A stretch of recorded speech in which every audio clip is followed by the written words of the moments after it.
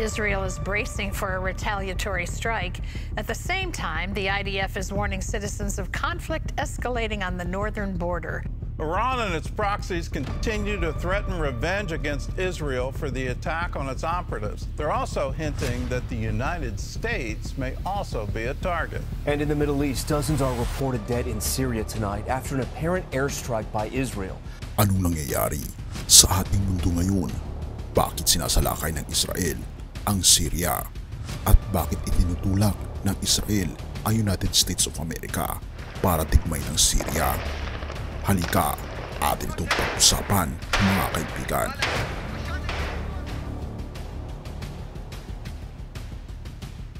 Nga pala mga kaibigan, kung nais nyo mag-donate sa ating channel, ay hinihikayat kita na sumali sa ating membership club na kung saan mabe-benefit ka sa mga private chats, badges, gayon din makakatanggap ka ng ating free ebook na Steps to Christ. Ito ang isa sa mga pinakasikat na anti-stress na libro sa buong mundo ngayon. Salamat kaibigan sa inyong pagsuporta sa pag-join sa ating membership. At balik tayo sa ating topiko. Ang pagsalakay ng Israel sa Syria ay matagal nang ginagawa, ngunit mas marami silang ginagawa bilang tugon sa digmaan sa Gaza. Ayon sa isang YouTuber na si Gabor Almasyan na mula sa Syria ay tinalakay niya ang mga ito na sa kanyang mga mata ay nakikita niya ang mga bagay na nangyayari ngayon sa Israel at Syria. At ang katanungang, bakit binubombahan ng Israel ang Syria ng napakaraming taon na at bakit hindi na ito bago? Sa katunayan, sinusubukan ng Israel na bombahin ang Syria sa loob ng mga dekada. Ito ay hindi bagong pangyayari, ngunit mayroong malakas na sistema ng depensa ang Syria at may mga sistemang pang-air defense din sa Lebanon. Ngunit noong 2005, matapos ang misteryosong pagpaslang sa dating punong ministro ng Lebanon na si Rafi al-Hariri, nagkaroon ng color revolution sa loob ng Lebanon at ito ay humantong sa pagtanggal ng mga air defenses ng Syria mula sa loob ng Lebanon dahil ang mga teritoryo ng Lebanon ay tinuturing na buffer zone sa pagitan ng Syria at Israel. At noong nagsimula ang tinatawag na Syrian Revolution na isang CIA-engineered insurgency laban sa Syria, ang unang bagay na ginawa ng mga tinatawag na rebeldeng ito nang kumuha sila ng mga armas mula sa Estados Unidos, mula sa Pentagon at mula sa mga bansa sa rehiyon ay sinira nila ang mga air defenses ng Syria. Kaya ito ay isang plano ng Zionist niyokon sa loob ng mahabang panahon. Gusto nilang atakihin ang Syria upang magkaroon ng mataas na kamay laban sa Syria, upang bombahin ang hukbong militar ng Syria dahil ang Syrian Army ay ang huling pambansang hukbo ng rehiyon na nagbibigay banta sa Israel at sa lahat ng mga kalapit na bansa. Halimbawa nito, ang Ehipto ay isang kaalyado ng Israel, ang Jordan ay kaalyado ng Israel at sa Lebanon, ito ay nasa 50-50 na paghahati. Ang Hezbollah lamang bilang hindi pamahalang mga aktor ang nagbibigay banta sa Israel. Kaya naman patuloy na sinusubukan ng Israel na sirain ang hukbong militar ng Syria sa mga nakaraang dekada at pati na rin na pahinain ang pamahalaan ng pan-Arabist at palitan ang lahat ng insurgents, sapagkat kung maaalala natin ang sinabi ng dating ministro ng tanggulan ng Israel na si Moshe Yaalon.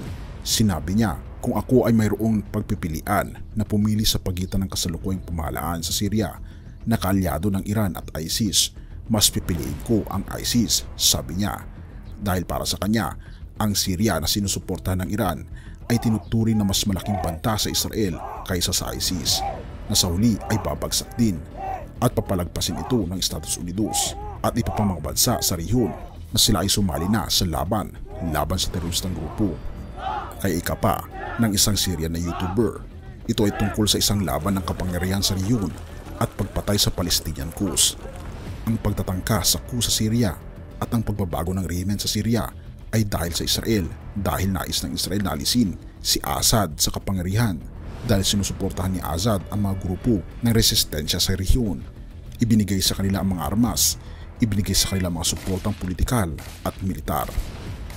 Kaya naman nais ng Israel daw na tapusin ang Palestinian cause sa pamagitan ng pag-alis kay Assad sa kapangyarihan at pagkatapos lumaban laban sa anumang natira mula sa resistensyang halimbawa sa Gaza at pagkatapos sa Lebanon. Kaya kung ating makikita, Ang Israel ay matagal nang sumasalakay sa Syria, partikular na sa kasalukuyang panahon ng digmaan sa Gaza.